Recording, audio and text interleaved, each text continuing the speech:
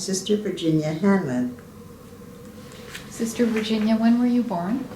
I was born in Guelph, September the 1st, 1923, at 3 a.m. And can you tell me what it was like growing up in your family, about your family? I had an older sister, 2 younger sisters. I came from a very religious family.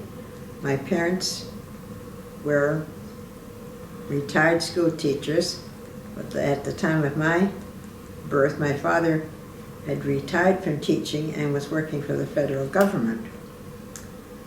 I went to St. Agnes School, or my elementary school, and I graduated from Loretto Academy in 1942 after completing grade 13. 1942, I entered St. Joseph's School of Nursing in Hamilton, and Sister Mary Grace was the director, and I graduated from St. Joseph's in Hamilton in 1945, and I entered the congregation of the Sisters of St. Joseph. But during my years in nursing, they used to say training, but it's nursing education. I enjoyed it very much, made a lot of friends, had a lot of good experience, and in those days we didn't have interns or residents as we know them now, because mostly everybody had gone overseas. So we were allowed to do procedures that ordinarily the interns or the residents did. We had a lot of fun. The rules were strict. We had half a day off a week, and we had our classes 4 to 5 and 6 to 7. It wasn't nursing education as it was known in later years. We were this nursing service for the hospital, although we did have our classes. Sister Virginia, can I ask you to rewind back a little bit to high school? You graduated from grade 13 at Loretto Academy in Guelph. Loretto Academy in Guelph. It's a private school. Did you know about the nursing profession while you were in high school? Yes, I did, because when I used to go to a camp every year near Kitchener, and I went there from the time I was 9 until the time I was 17, and it was $4 a week. And I made many friends at that camp, and we had a full-time nurse at camp. Her name was Marge Schnitzler. She wore her uniform, cap, the whole bit. And I was very impressed with what she did for the campers, and she came to our cabins every night to check and see how we were, or if we had any complaints. And I thought that nursing must be really something, and if you could be like Marge Schnitzler.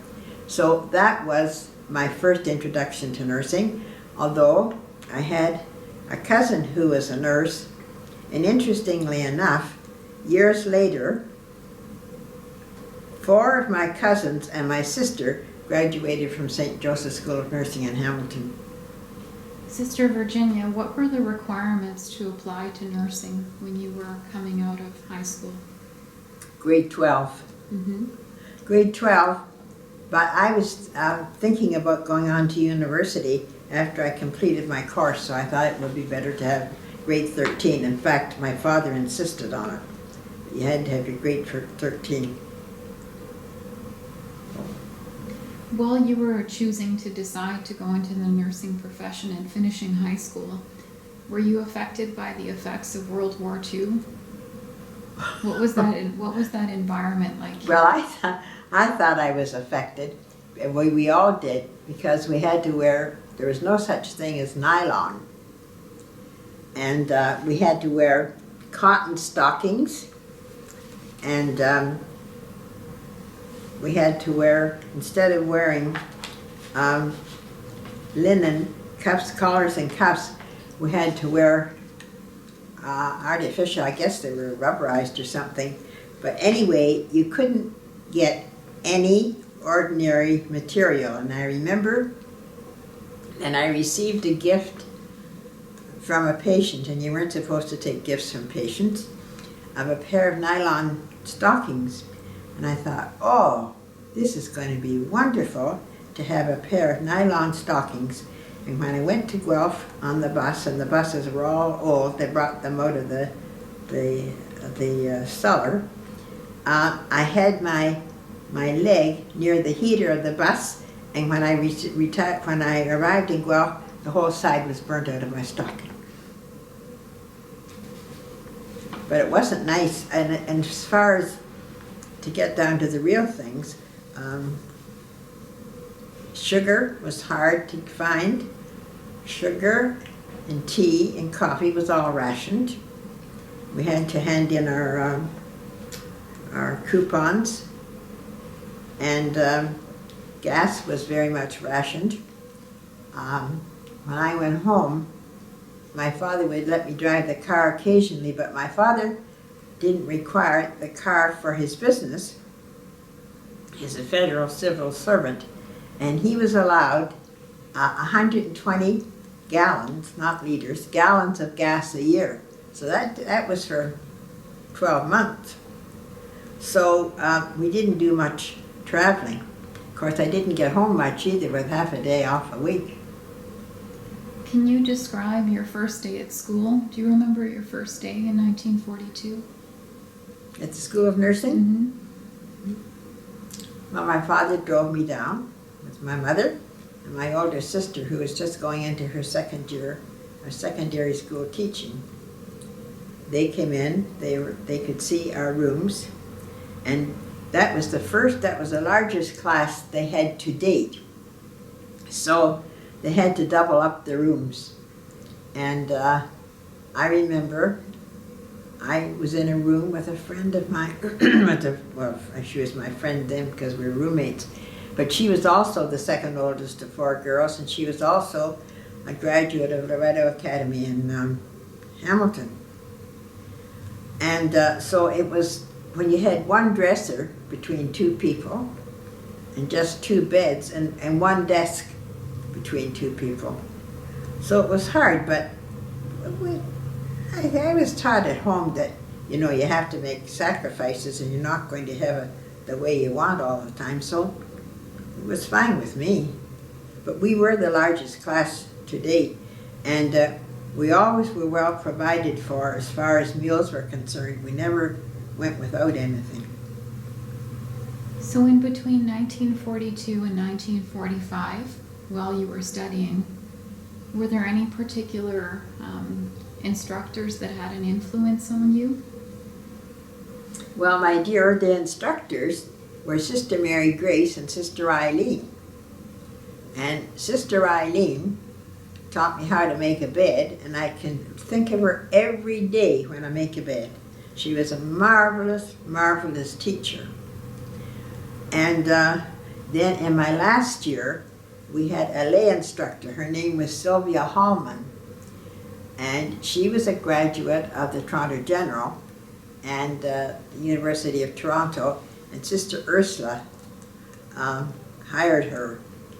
And oh, it was such a boon to have a teacher around. You could ask her things, and then after that, it was one instructor for every 10 students as time went on. But I remember Sister Eileen particularly, and Sylvia Hallman, and of course Sister Mary Grace taught us in classes too, and we had doctors teach us. Can you tell me more about Sister Mary Grace? Well, I think that I don't think I know, she was a wonderful woman, and of course we were all afraid of her. She was in charge, and you never liked the person in charge, ever. Nobody does. But she was a good teacher, and she was very fair.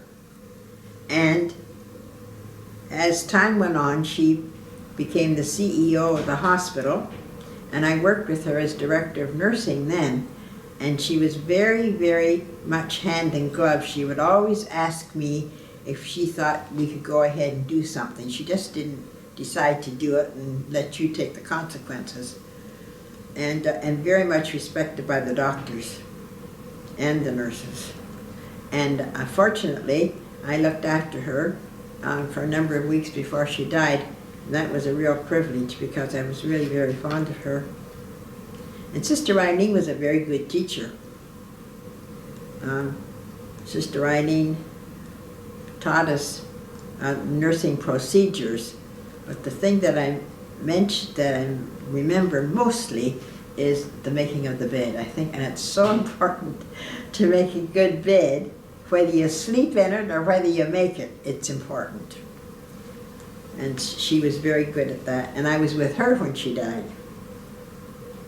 Sister Virginia, are you able to describe your routine during nursing school? What would a day be like? Well,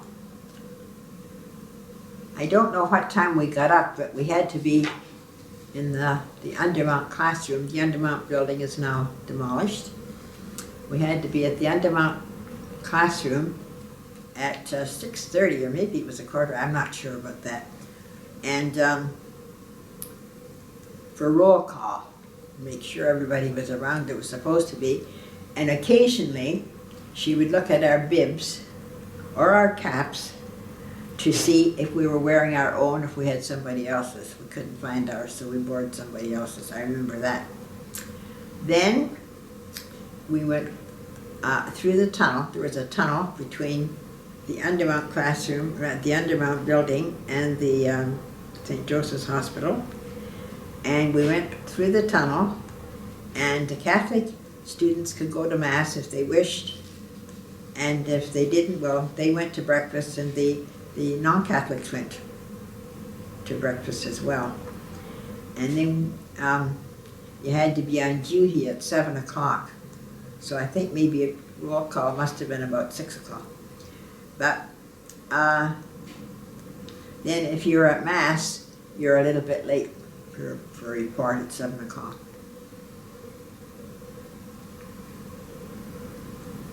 And while you're on duty, what was your day like? An example of being a student on duty. Well, what would your day entail? You went to the desk and had report, and the night nurses, plural, and the supervisor, the sister supervisor, where there were hardly any grads then, it was just all students.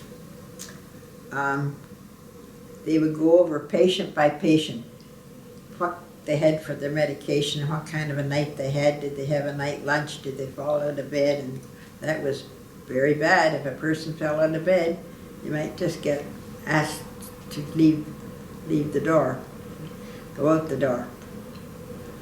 And then after that, the food came up from the kitchen in big steel carts with porridge in one and maybe omelette in another and another and another.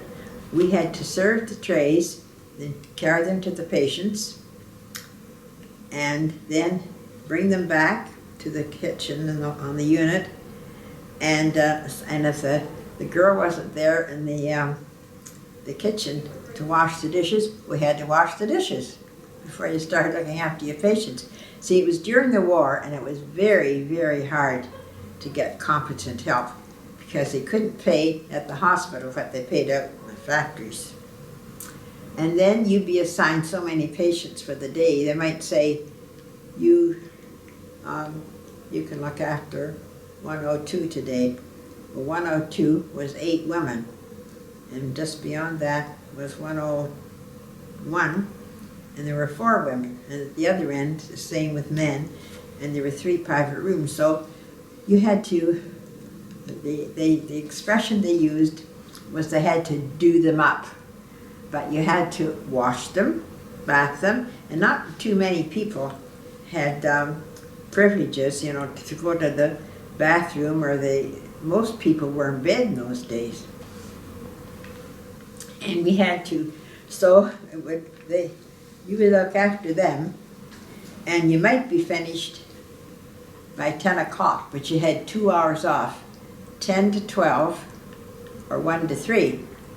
And if you're on off 10 to 12 and you weren't finished your work, you didn't go.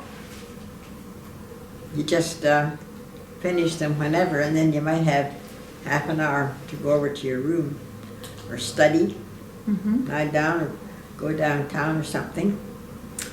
And then after lunch, you would probably do your charts, because everything was by hand, like you were just mentioning a few minutes ago.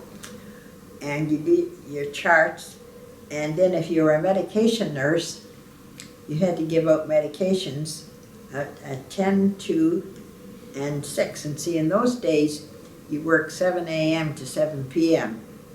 So you'd be giving out medications 3 times. Or somebody had to get up, maybe for 20 minutes. You had to get them up, get them their robe on, and sit down in the chair. And or sometimes they could walk down the hall or something like that. And then in the afternoon, they usually had visitors. See, in those days they just had visitors. I think it was, now it's all day from 10 o'clock on.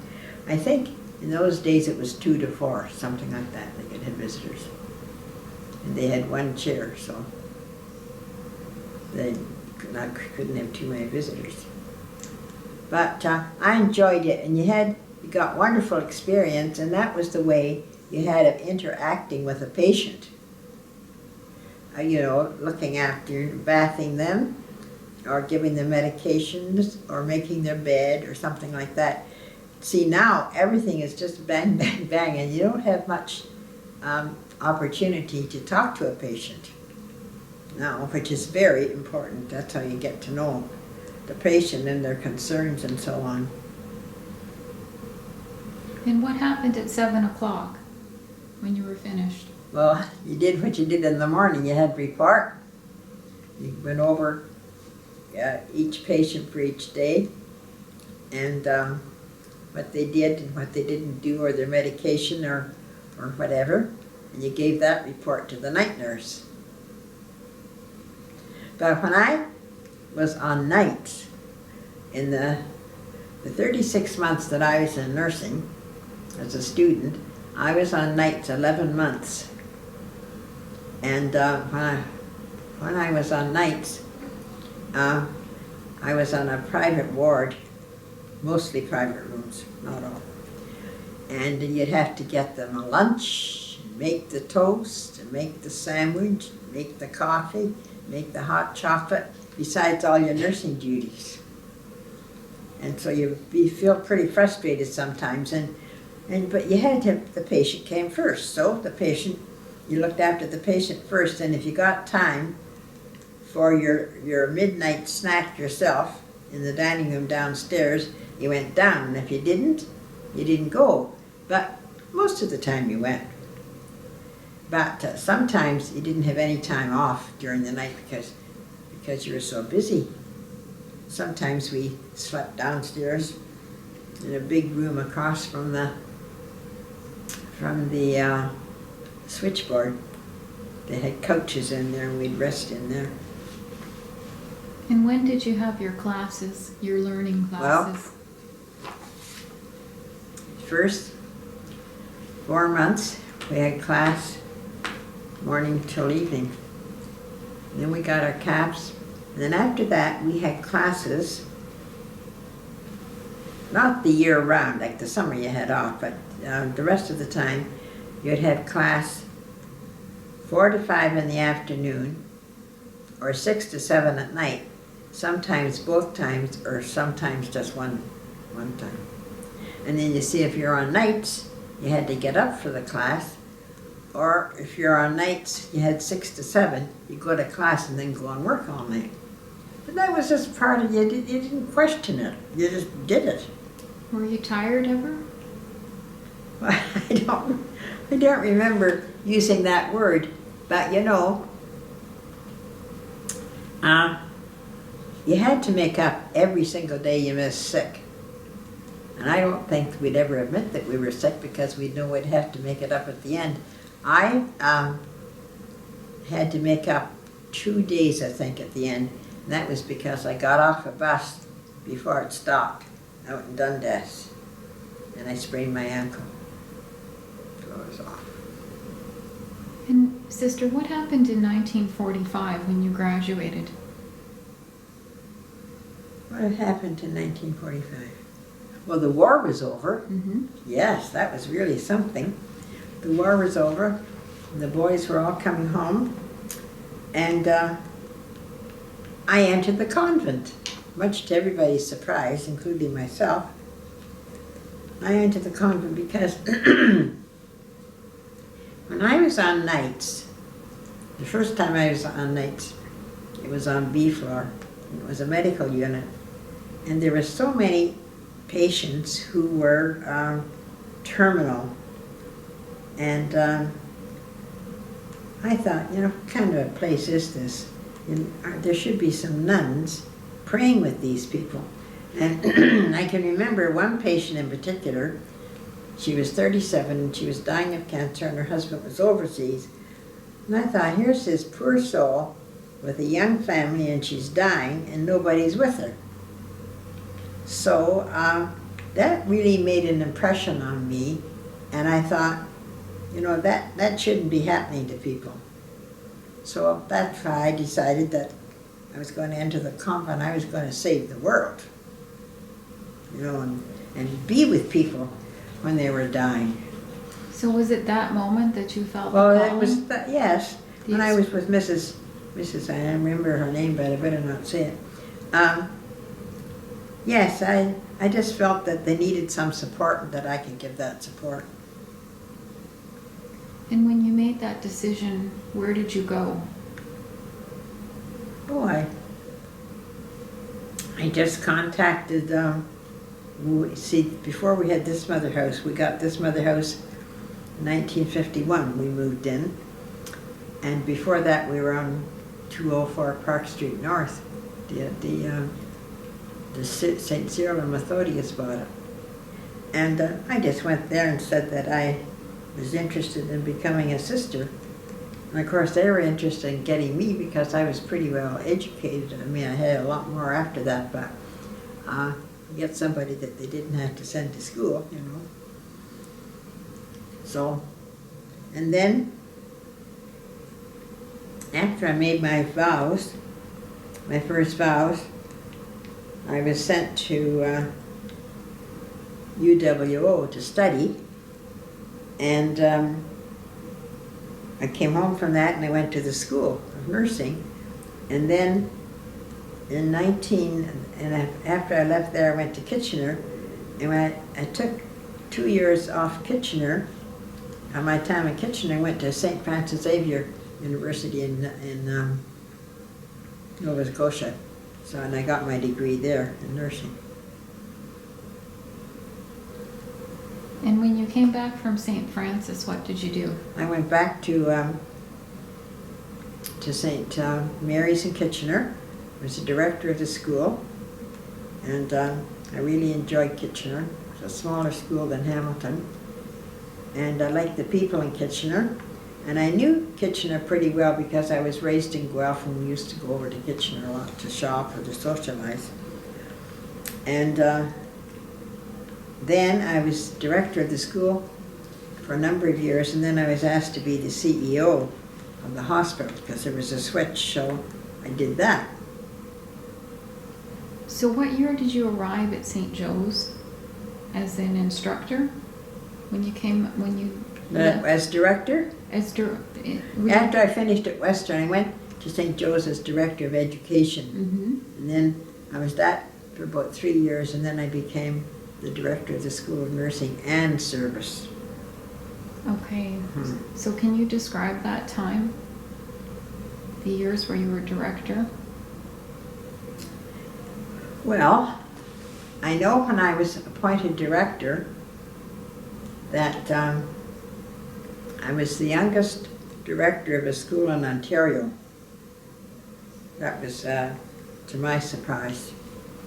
And I enjoyed it. It was tough because a lot of the people in the hospital side thought that I was pretty avant-garde in my ideas.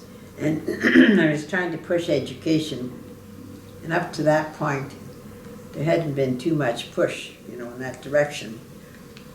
But I enjoyed challenges. And I thought, even if I'm thrown out the door, that's all right. The nurses will have had some education. So that's when we started hiring teachers and getting more time to have the students participating in class, and more time we had nurses teaching on the units as well. So that was good, which we hadn't had much of that before. But you see, in those days, it's no fault on their part. It's just that as things and money became available, we were able to do more things.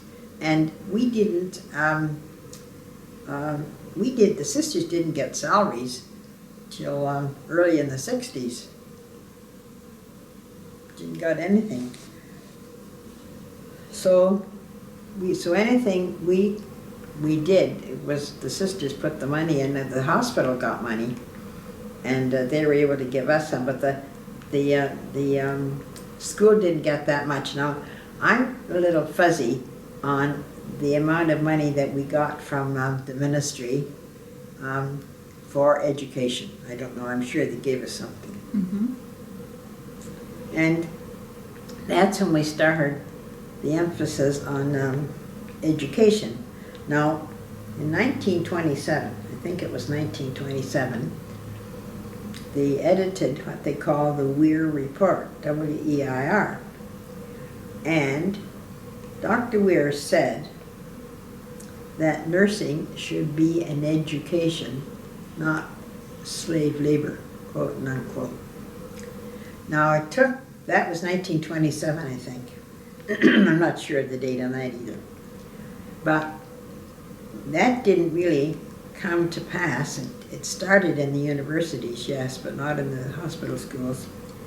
And but we gradually got it. Now we had, for the nurses, the first thing we did was we had the block system, and the class, maybe there was 80 in a class, and half of them would go on the units 7 to 10, and everybody would have class 10 to 4, and then the other half would go on the units 4 to 7.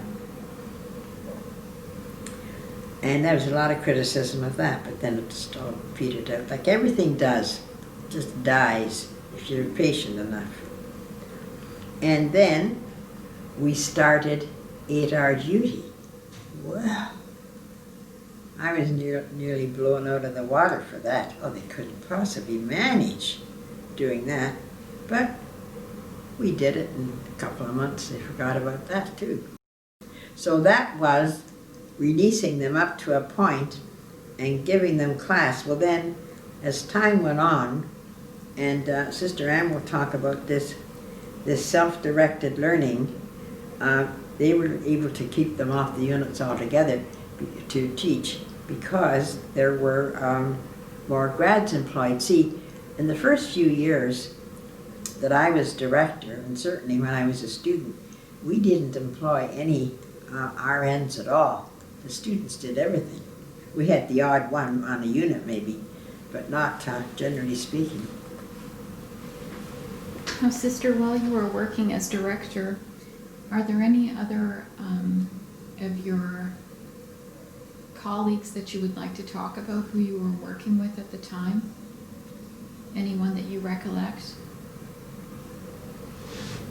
Well, when I first went there, after I finished at Western, Sister Bonaventure was the director, Mm-hmm. and she was a very fine person, very gentle, and she taught me a lot, and she was very patient with me because, I had some wonderful ideas that she didn't think would work, but she always listened. But then she we got along very well. We went to Ireland together on a trip. But she was a grad of St. Mary's in Kitchener. She came from a farm in Caledonia, so she knew the culture out there, and she knew the culture of the First Nations people, because we had a number of them in the school. And you know, they're different. But, so I remember her, and I remember, well, I talked to you about Sister Mary Grace. I remember Sister Ursula. Now, Sister Mary Grace was my director for 2 years when I was a student. And then Sister Ursula came, and she was the director. And she was entirely different from Sister Mary Grace. She was a very quiet person, and didn't say very much, but she didn't miss anything. And she was a very smart lady. But I felt that you could have more of an active conversation with Sister Mary Grace.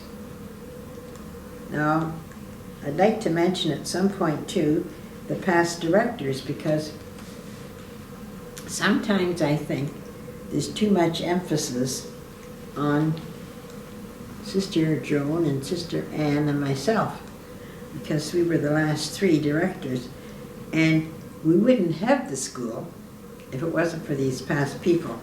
So may I give you their names? Mm-hmm.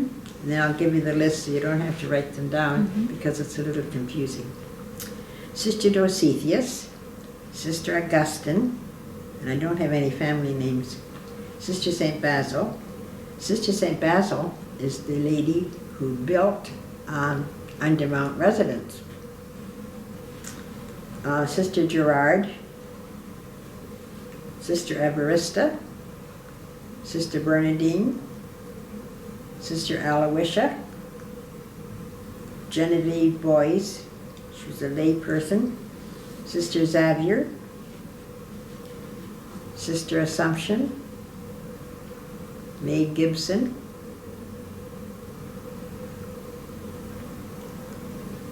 Sister Monica. Now, Sister Monica was still a director when Joan O'Sullivan went into nursing. Joan said she was just there a few months and she had to leave because of illness. Sister Mary Grace, Sister Ursula, Florence Roach, Bonaventure, Joan O'Sullivan, Anne Marshall, and myself. Now, you must remember that all those people up to May Gibson didn't have any preparation, educational preparation at university for that job. They just did it, and look where we are today. Mary Grace was in Toronto, Ursula was in Toronto, Florence Roach was in Toronto, Bonaventure was in Toronto, Joan and Anne. And then there were also sisters who taught there, but they weren't directors. Now, they were in the school, but they were not directors of nursing. And they were Sister St. Edmund, Sister Mary Rose. Sister Mary Rose died here a couple of years ago. Sister Mary Austin Redding, and Sister Rita Wiggins.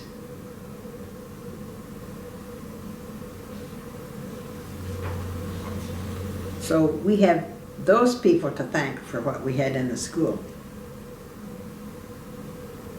Sister Virginia, could you talk about the impact of St. Joseph's School of Nursing on nursing education in Canada, or reflect on that? What would make it unique? Anything particular you would like to say? Well,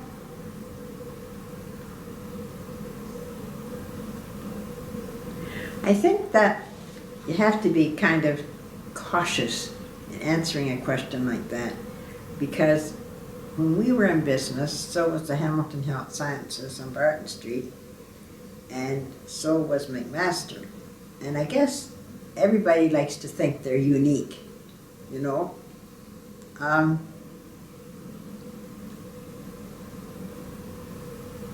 I know that people came to us when I was in the school. At one point, there were far more Protestant students than Catholics. So I think that somebody must have found something unique about that. Now, I did have parents say, you know, we can't do a thing, and this is more than once, we can't do a thing with her at home, so we're bringing her to the nuns, maybe you can straighten her out. Well, I don't know if that's unique. It doesn't sound like nursing education to me, but that type of thing, I think that parents felt that it was the first time away from home for a lot of these people, and that we would protect them or something. I don't know. I'd like to think that we gave them a good, solid education, taught them ethical principles, and I used to think before I signed that certificate every year at graduation that they were safe to practice, because you can't sign a certificate that they're safe to practice when they're not. And we had to ask a few to leave. How did you find the girls that would come to the school? What was the process? What was the process? How did they find you? Or what type of girl were you Well, looking for? They would write, because we had to, as time went on, I had to appoint a registrar because I couldn't handle it myself. I had to appoint a registrar, and she processed them, and then we would have certain days when we would bring them in and interview them. We used to get the teachers to interview them, and they did a psychological test to see if they were really. I remember one time we had twins come, and the mother came with them. And one twin did very well on the test, and the other twin did very poorly. So the one who did very well told the person who was interviewing her that she didn't want to be a nurse, but her mother wanted to be there to stay with the other twin, and she would see that once she finished the program, she would go on and give her the type of education that she was looking for. So there's somebody, you know, that you're able to catch. She told us that, but it was very evident on the test anyway. We wouldn't have taken her. So I think it's important that you talk to them, and sometimes I don't know if it's a good idea if mothers come, because mothers sometimes do all the talking, and I have to say, look, I'm interviewing Mary, you know, I can talk to you later. But they tell me all their attributes, and sometimes those attributes aren't as wonderful as the mothers think they are. So I don't know if that answers your question or not, but I think that's all I really can comment on at this point in time. And how many girls were in the class? What were the numbers like? Well, when I left the school here, there were about 130. Mm-hmm. I think when Sister Bonaventure was with me, maybe they were 50, 60, but the numbers just kept climbing, you know. Mm-hmm. And were there any other programs? You mentioned that you were avant-garde when you arrived. Were there any programs that you tried or envisioned or tested? Any other things you'd like to elaborate on? I was tested on the fact that they didn't want to have this block system. They just wanted to have them working all the time, and we're having a class like I mentioned before, 4 to 5 and 6 to 7. But you just have to be patient and think that you know that you're doing the right thing. And Sister Mary Grace, when she was the CEO, she always supported me. Always. She didn't have that much to do with it, but she But I talked to her, and she was very interested in the school because she had been a former director. Mm-hmm.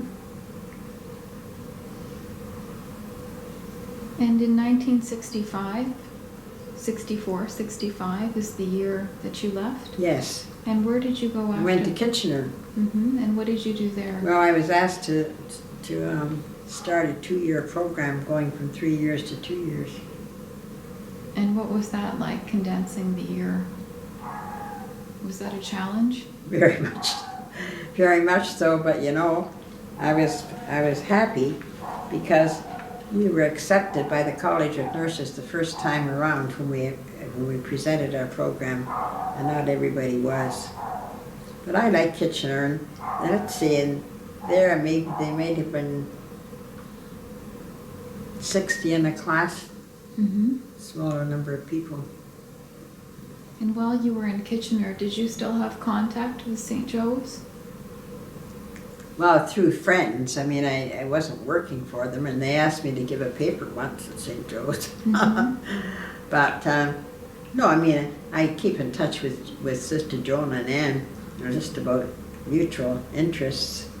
But no, I wasn't running down every weekend or anything. And after St. Mary's School of Nursing, you were there until 1972? Mm-hmm. What did you do after Then that? I was the CEO from 72 to 76. And then they were looking, the person who was in charge of the home in Guelph where I worked, the person there left, and they couldn't find anybody suitable.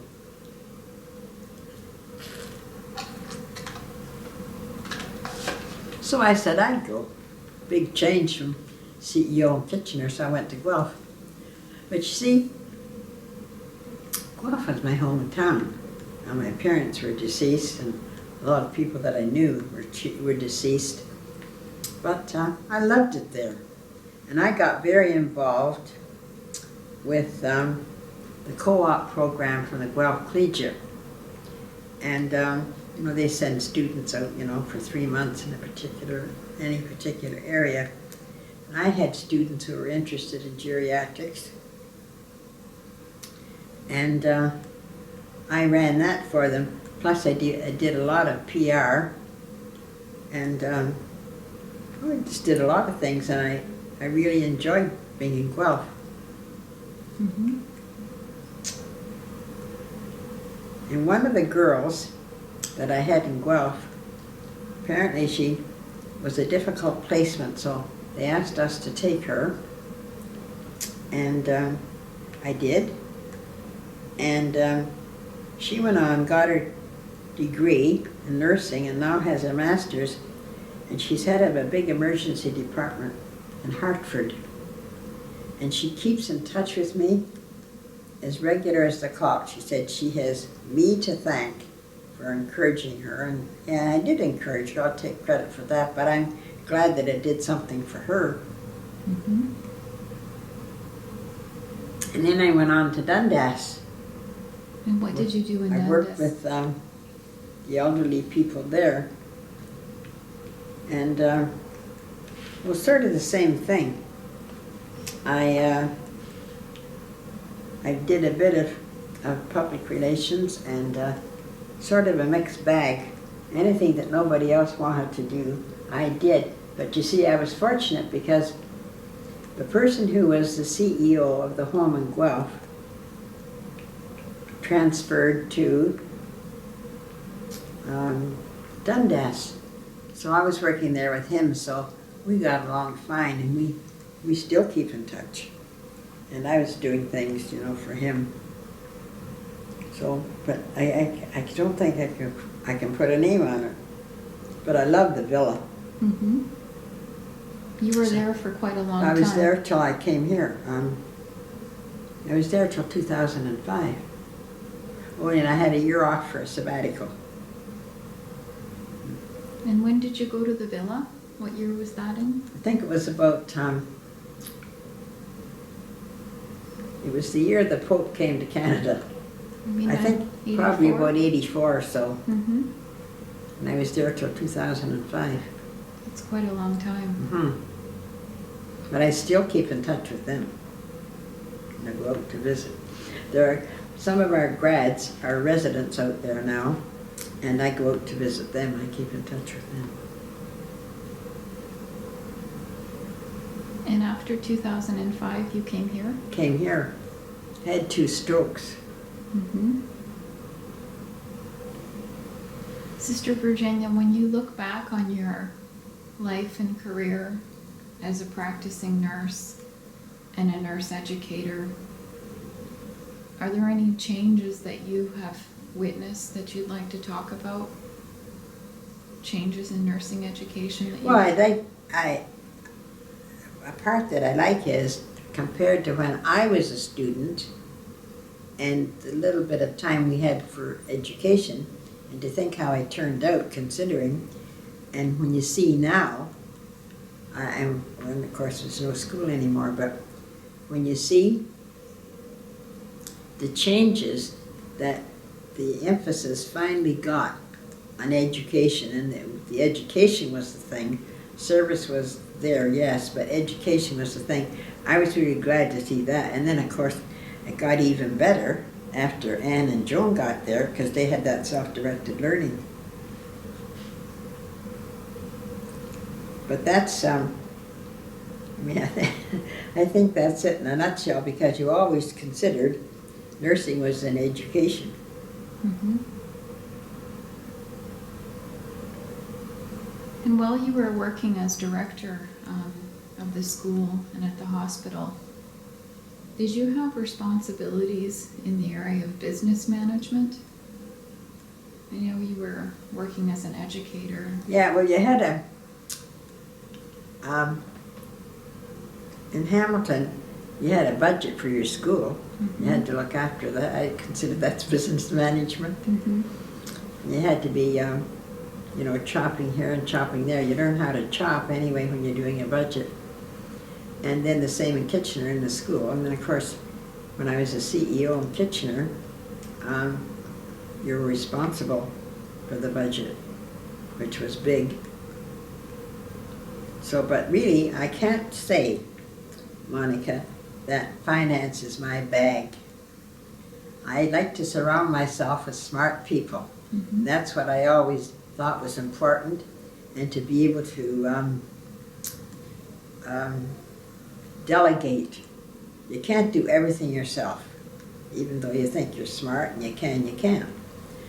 So, and people used to say to me in Kitchener, "Oh, you do such a marvelous job." I know I didn't do a marvelous job. It was my secretary, Doris Sauter, who's a good Mennonite girl. It's the people you surround yourself with, but if they know that you trust them, they'll do a good job. So as far as budget went, I wasn't apprised, but I mean, I knew what the word meant, and I knew where we had to cut and why, and about salaries and so on, but I wasn't a past master by any means.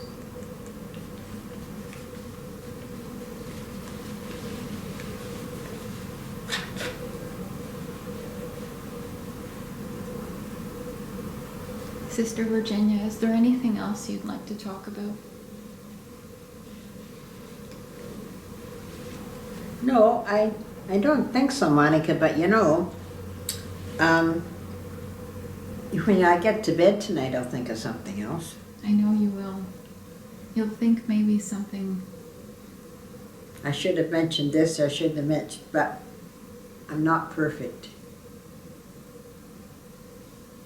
And I'd like to see that roll away there, and to see what it looks. Will I ever get a chance to see that? Sure you will. Oh. Sure you will. And then if I think it's terribly significant, then I'll arrange a private audience to say it to you. And I'm sure that we can, we'll come back and we'll catch you again for another interview. Mm-hmm. Sister Virginia, thank you for talking with me today. It's been a pleasure interviewing you and hearing about your... I've enjoyed it. Your incredible contributions to the development and evolution of nursing education at St. Joseph's, and all of your collective life experiences that have transpired throughout the 20th century, and we're now into the 21st century. I don't know, I guess maybe one question, the last question is, you've been here since 2005, and you're still going on full steam. What are your days like here for you? Because we're into another decade of... I really, that's nice of you to say I'm going full steam, but I can't go very far. What I'd like to do is get in a car and get somebody to drive me up to Southampton, you know, where we used to have a cottage, and my sister had a cottage, and my nieces have cottages. I can't do that anymore. You can think about it, but I'd be tied up for about 3 days after that. I just don't have the energy. So, and people tell me that I have a strong voice, or maybe I have, I don't know. But, oh no, I haven't got much energy because my balance is very poor too. And you could see at the beginning of this interview before we started that my patience leaves something to be desired. But you see, that's the old director, CEO coming out. You still have some of that in your cranium. You're accustomed to calling the shots, and you want some stuff to start on time, and you want it to start on time, and it can't. But see, I'm not patient. I know that. Wouldn't you agree? Well, you've been patient with me in all of my questions, so I don't know. But another thing, I don't know whether you've heard your mother speak of Marie Yakimov. She's a teacher. She was Marie Andrechuk. In my very first class, I was terribly nervous. I was standing up at the front, and of course I had the kids, you know, A's and B's, you know. So I thought I taught what was a good lesson. It was all so well prepared. Oh my goodness, it was great. And I did so many minutes for this and so many minutes for that, and then 10 minutes for review. That's what we were taught at Western. So I said, now do you girls have any, that's another thing, is we took boys in after I left. Jonah Sullivan took boys into the school. I said, has anybody any questions? And Marie put her hand up. She's brilliant. And she said, where do you mail letters around here? I thought, so much for that lesson. Wasn't very impressed. She wasn't very impressed with my contribution. So you have to be accustomed to things like that. And you have to have a sense of humor. If you don't have a sense of humor, you're dead in the water. You have to be able to laugh. When we were thinking of building a residence, a new school of nursing, I built Fompon. One night the nurses said to me, hey sister, this number just came in, could you call it please? And I said, sure. So it was a CHML, and they were singing, this old house. I just roared because the residence was falling down and we needed a new residence, but they just put me up to that, to phone that number.